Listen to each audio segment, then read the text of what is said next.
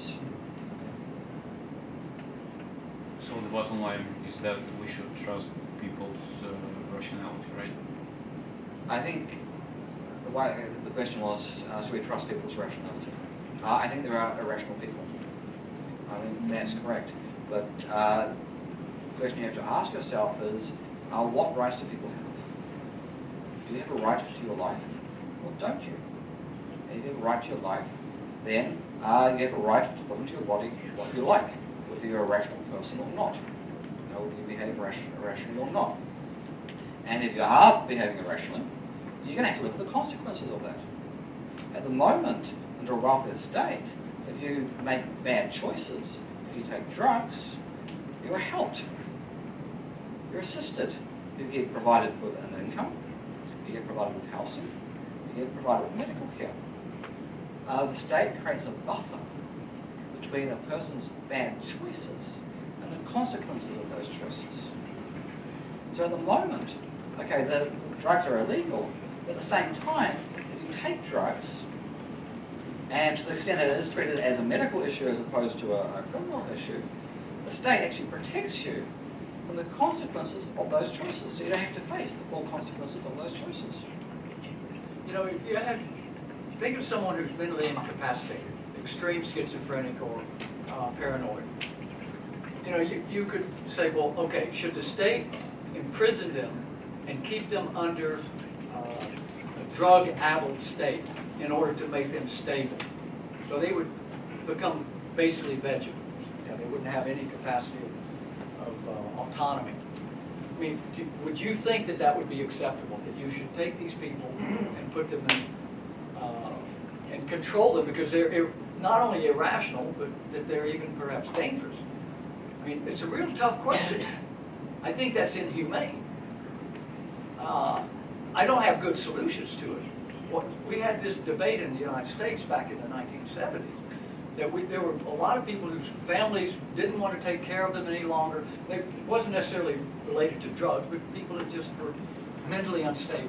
And they were on Thorazine or some other drug and just addled the whole time. And we finally said, we can't keep people's minds in prison. So in a way, this really is what is behind a lot of the homelessness in America. These were people who were deinstitutionalized. It was inhumane to keep them under those conditions, but the result was not necessarily the best optimal outcome, but it was perhaps, again, better than keeping them completely incapacitated with drugs. Yeah, let me just add, when I'm advocating for the legalization of drugs, I'm also at the same time advocating for holding people accountable for the consequences of their bad choices. I think the two have to go together. And when people are held accountable for their bad choices, they make bad decisions. But they learn from those decisions, and they learn to make better decisions. There's a question she's been waiting for a while.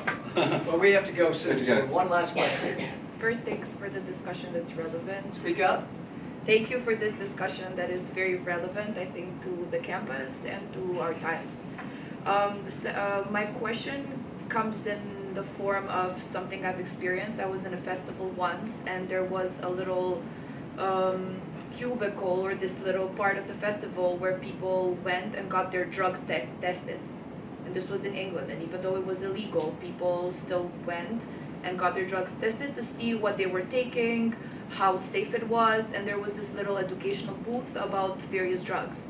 Even though legalization of drugs is a little bit far away in my opinion, and I think in yours as well, what do you think about these educational reforms that we could have, because people are still taking drugs and they will take drugs anyway? Yeah, I think they're fine. And I think there are a number of things that are happening in the UK. For instance, needle exchange programs, which happens in some countries. So this is a bit of an anomaly, because the government says that this is a criminal offence, to take drugs. But at the same time, it recognises the bad consequences of taking the drugs. So it does things, so you get things like the drug testing and the needle exchange program. So you can go to a government-funded, in many cases, place to exchange your needle, so you can take drugs, which are against the law. But it is a bit paradoxical and ironic. It is, absolutely. Absolutely it is. But it's a transitional phase. I think that's better than nothing. Well, one last question. Do we have time? Me? Yeah, let's No, take one last let's one. just let a student ask. I mean, Okay. you came for the student. My question is for Professor White. I'm afraid my question is a bit philosophical. I have watched a documentary about the drug situation here in Bulgaria. The drug dealer which was interviewed said that he sells drugs, but they are not pure. You could say that they have other stuff in them, such as grass, maybe some dirtiness. I'm not too sure. They sell such drugs for, you could say, of poor quality because they weigh more. The interviewer said, but why would you give drugs which are of such poor quality? The man answered, if I don't do it, somebody else will get the money. Why don't I get the money? So my question is, you said that drug dealers are not selfish, but selfless. I didn't say drug dealers. Drug use. Drug users. Drug Abusers. users. Yeah. Drug abusers. Yeah. Okay. I think you do raise an important point. And let me ask you this question. Who's a famous criminal who was a criminal because he sold alcohol? Al Capone. You know, there's a different type of person who sells substances that are legal versus substances that are illegal. If you legalize drugs, the people who are currently selling drugs and producing drugs, they'll go into a different enterprise. Their comparative advantage, if you want to put it in economic terms, is the black market and selling illegal stuff. You'll have a different type of person who's selling drugs under legalization. So look at marijuana in the US and the areas in which it's been legalized. These are serious business people. These are not drug dealers. But what I said was that drug abusers are destroying themselves, not drug users, not drug dealers. So it was the end of our discussion today, and it was. Thank you.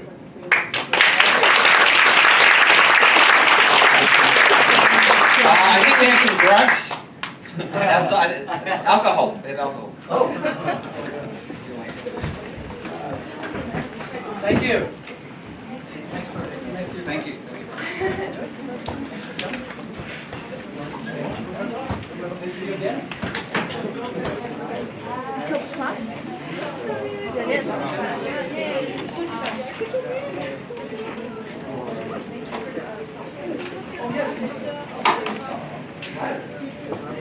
Bye, I'll see you around soon. I had classes very silent. Of course, yes. Just fine. Food amazing. Great. Wow.